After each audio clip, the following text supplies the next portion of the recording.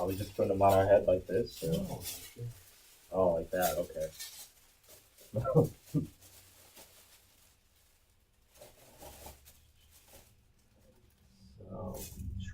transition into the unknown. All right. Welcome to the episode of the Dark Web. Oh no. Oh no! Now just to warn people, this episode may be a little scary, a little scary, and a little frightening. So if you don't want that on a Friday, just Run away now. No, but seriously, This is gonna. I'm John, I'm Kyle. and this is gonna be a fun episode of Digital Talk. Right, We're gonna talk about the surface web, the right, deep web, right. and most importantly, the dark web. Now there's a difference between deep and dark, right? Well, I think we first should cover what the surface web is. Okay. Surface web is, well, the internet as you know it. Okay. Google, Bing, Wikipedia, just the general overall internet. So the internet that we typically The use, public-facing side that doesn't require really much of anything other than just browsing. Oh, okay. Well, Okay. that seems not scary, right? No, but that only constitutes about 4 to 10% of the entire internet. Mm-hmm. So that means there's a lot left if you think 4% is a little bit. Right.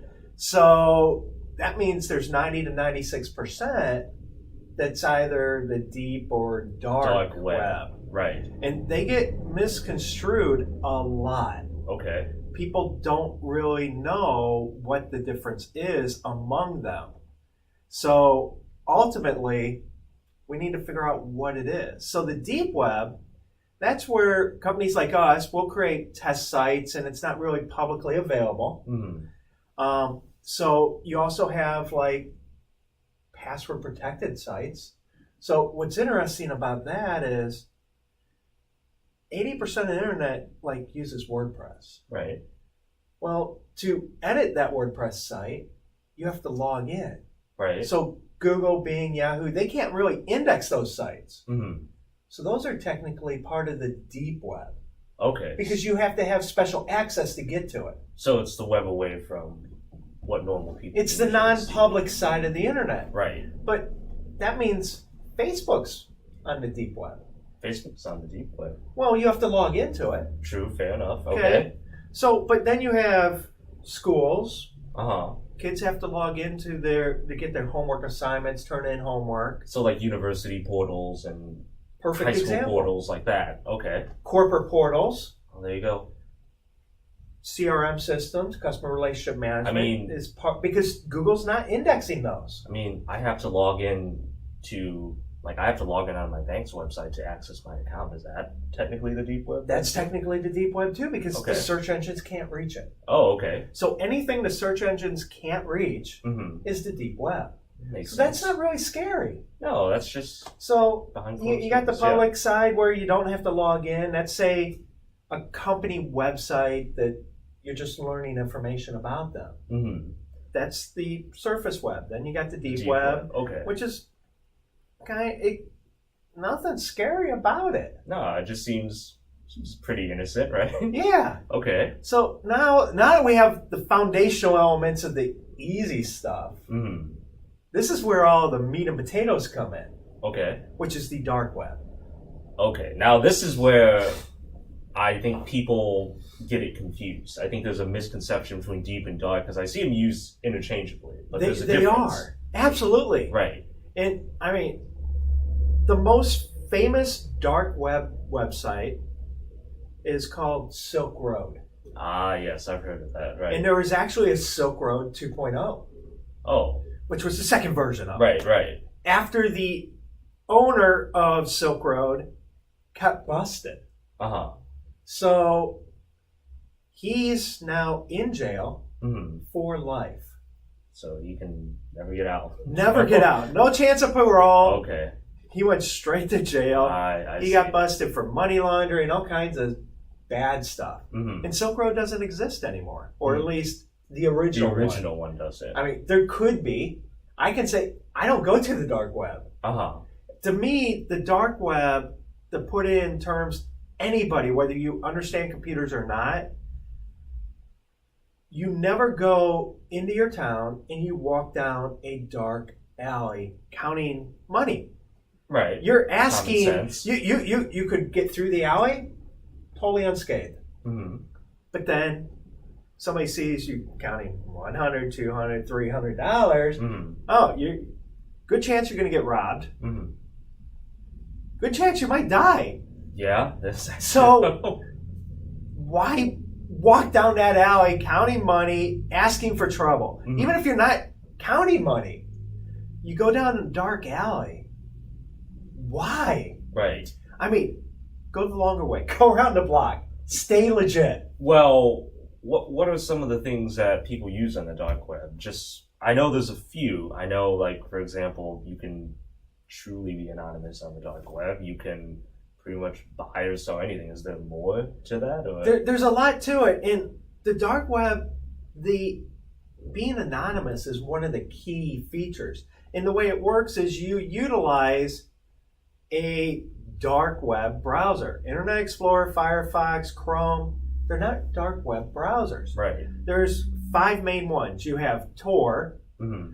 you have I2P, you have Whonix, right.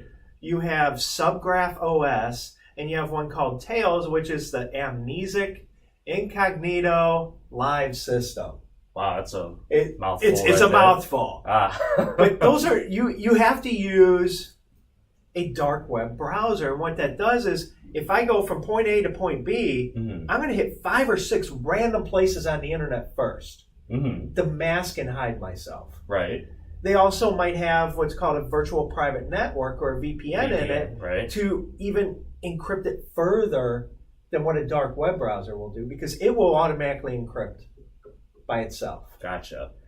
So, now, we hear a lot of stories where people say, oh, you can buy illegal weapons, you can buy drugs, you can, see deviancy of any kind on the dark web. So is it really just this evil, horrible place where all the horrible people hang out? Absolutely. I mean, yes, the dark web has, if you can think it, or if somebody's ever thunk it, mm-hmm. it exists on the dark web. So mm-hmm. you do have illegal arms dealers. Uh-huh. You have your drug dealers. You don't really hear about them being busted on street corners anymore. They are on the dark web. Their game. I mean, you can order a hitman. Mm. So if there's somebody you don't like, you could theoretically order a hitman. Mm. Hackers are on the dark web. Right. And they're not just hackers. I mean, you can hire them to break into corporate websites, to create you custom viruses. Mm. I mean, but it's the same as if I walk down the street and I hear somebody talking in a coffee shop, I can say, hey, you know how to hack?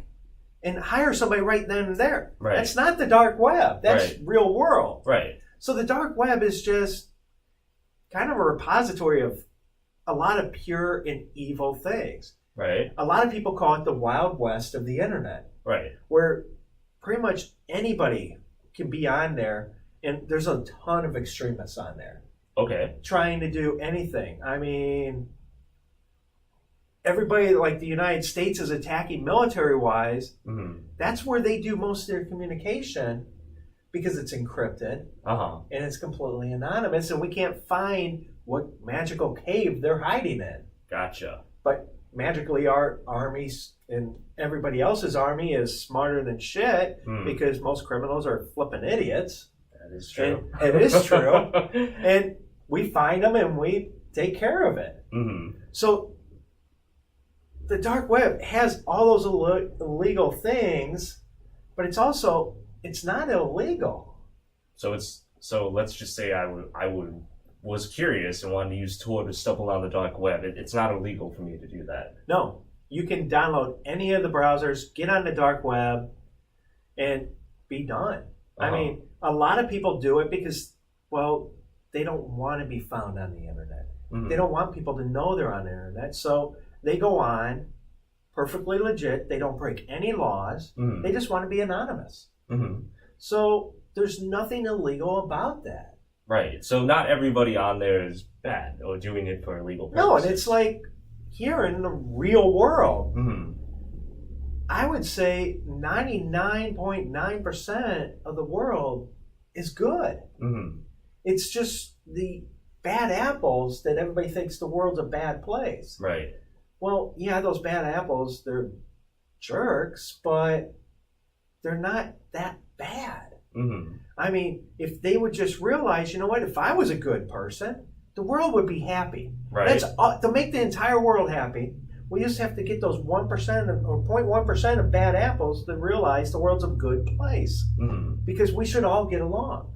So the dark web is the exact same way. Okay. Most of the people on there are not doing stuff that's illegal.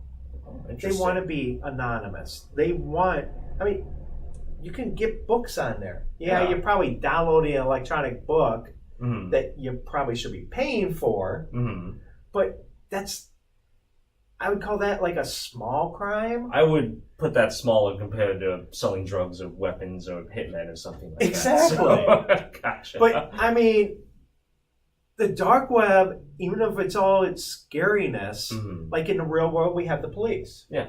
Well, in the dark web, at least in the United States, the FBI is on, and they're busting people left and right. I know a week or two ago, I read about a wife that hired a hitman to kill her husband. Right. Well, the hitman she hired was an FBI agent. Oh, Now no. she's in jail. What a And twist. surprisingly, I don't understand this. The guy asked for a divorce and it was granted, Mm-hmm. and it was totally uncontested. I don't understand that. Mm-hmm. But I'm sure he's a lot happier knowing that, well, there's nobody out to kill him. Right.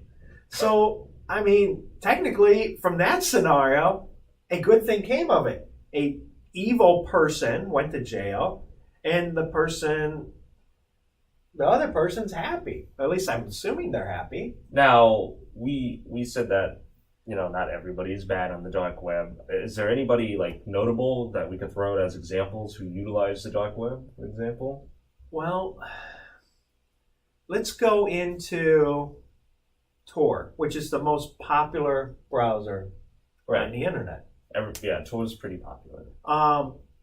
The United States State Department Mm-hmm. and the Department of Defense pay for 60% of Tor to be created, Really? to maintain it, to keep it updated. So the U.S. government is paying for all this secrecy to actually truly happen. And it originally started for the United States Navy to Okay. be able to communicate privately across the internet. Okay. And when the internet originally started, Mm-hmm. it actually started as all part of, there was no surface web, so there was no public web. Mm-hmm. There was the deep web and there was the dark web from the get-go. Right. Because academia were on the internet, but so is the government. Right. So since the 60s, the dark web has theoretically existed. Okay. So it can't be that bad. Right. It's been around for a long time then. It's a very long time. The Navy uses it. Mhm. The reason the government builds it and it's distributed worldwide is because there's a lot of places that need to be able to talk without government censorship. Mhm. And so this browser allows people in countries where freedom of speech isn't allowed, Mhm. they're able to actually communicate and have freedom of speech where it's not allowed. Oh.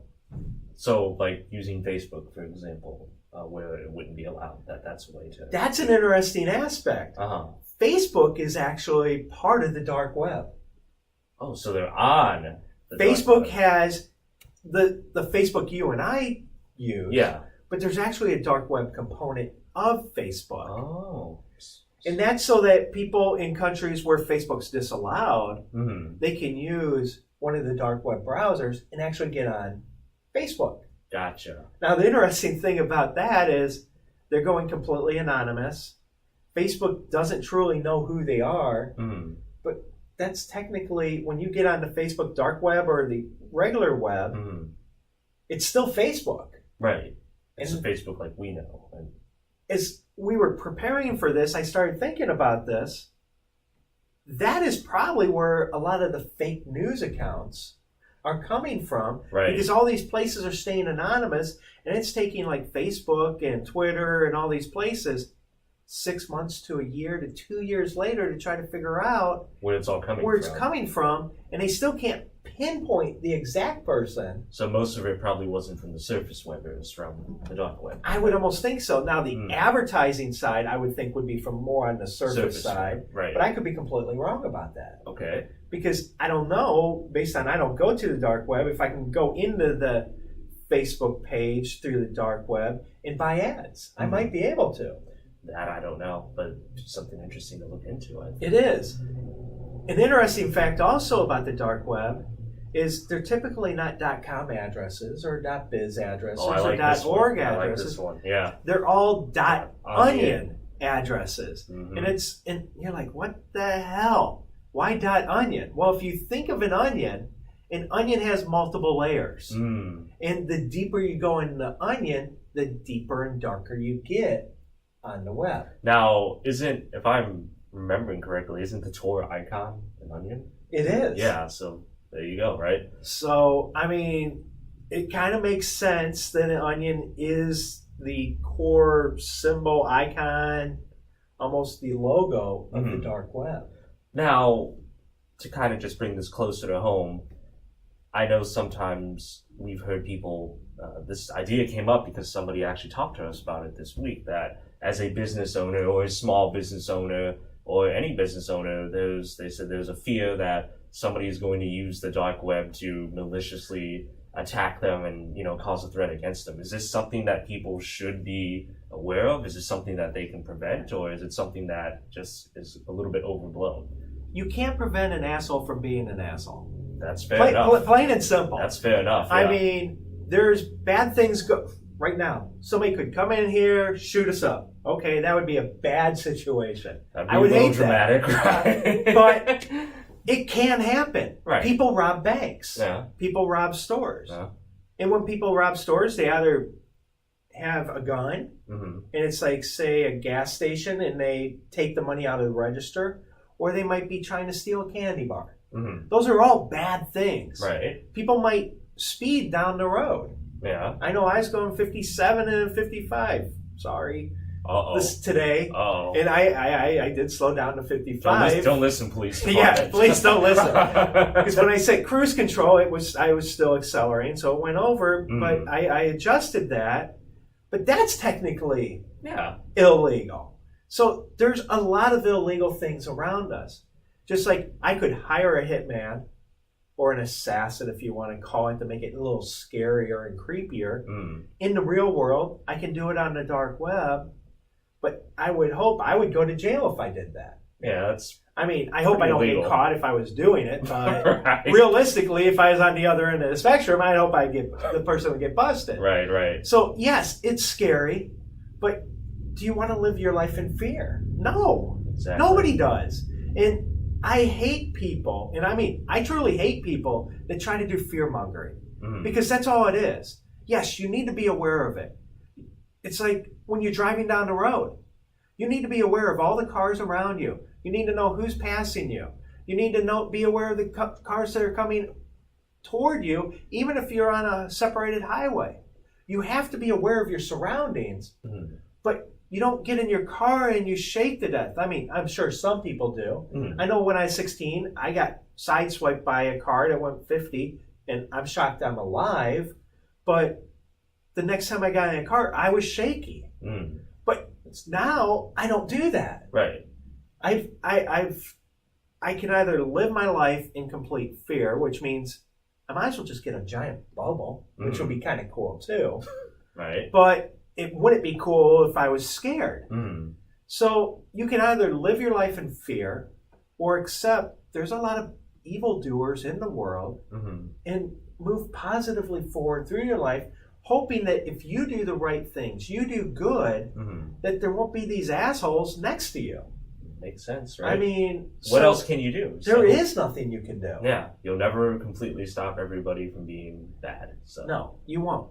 So ultimately, if somebody's fear mongering, I'd actually stop talking to that person and move people into your life that bring positive results, that motivate you, that make you want to be better. There's a very distinct difference between just stating the facts and learning how to be aware versus being told that, you know, the sky's going to come crashing down at any moment. There's a distinct difference. Some people don't think so, but I think so. Well, it's like when we started, we had our faces covered because it's dark and it's scary. Right. Oh my gosh, the fear-mongering's there. We could be anybody. We could be anybody, even though you know it's John and Kyle. Right. But realistically, you don't need to be scared about it.